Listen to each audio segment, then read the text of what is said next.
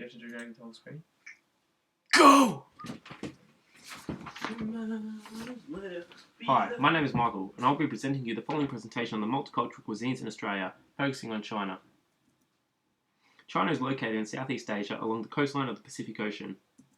Written records of Chinese history date back to earlier than 1200 BCE, resulting in a great number of historical influences on food practices both throughout time and of current. Most of such can be related to the dynasties within China. It was necessary for China to develop a dietary regime capable of feeding a large population on minimal land. The Chinese regard grain, specifically rice, as the centerpiece of their meals. Millet, sorghum, and maize behave as supplements to the Chinese diet, whilst pork supplements the Chinese staple as a meat or protein dish. The Chinese are known for their wide variety of condiments, herbs, and spices added to their dishes through various methods. Soy sauce, amongst others, is one of the most well-known condiments of the Chinese dietary regime. Others include oyster sauce, duck sauce, sesame oil, and black vinegar. In Chinese cuisine, stir-frying is a primary and key cooking method whereby both meat and vegetable products are cut into small pieces and cooked quickly on a wok, stirring in oil of high temperatures. This method is often supplemented by other techniques including steaming, deep frying, and braising. Chinese food can be divided into 8 regional cuisines based on specific characteristics of the dishes provided by the region. Such are characterized by factors including preparation methods, aromas, condiments, and the raw ingredients used. Food is often an important part of symbolism within Chinese religions. Buddhism focuses on respecting those around you and your present life, including animals, resulting in the prevalence of vegetarians. Regions with a higher Buddhism prevalence see cuisines with soybeans and tofu as staples.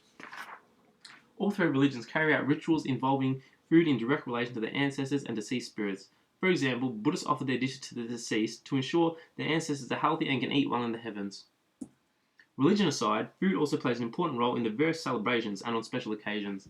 Dumplings are consumed on New Year's Eve to bid farewell to the old and usher in the new, whilst rice cakes are consumed on New Year's Day to celebrate the higher levels of life. Rituals often include the involvement of marriage and childbirth. The Chinese are far more specific in such celebrations when compared with culinary culture of other countries. However, it does draw some similarities to other Asian cuisines, such as Japanese and Korean, in their shared consumption of carbohydrates such as rice and noodles as staple dishes, alongside others such as protein sources, soups, and dumplings. According to FAO stat, China's main agricultural commodity production revolves around the production of maize and rice, indigenous meat products, though, accounting for the larger production value.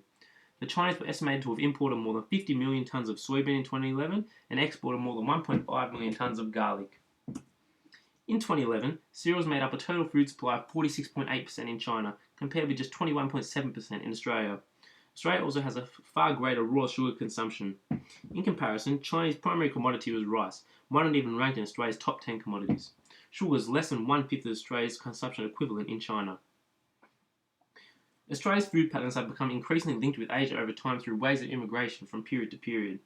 Chinese cuisine was first introduced during the gold rush around 150 years ago, resulting in the birth of the Chinese-Australian restaurant.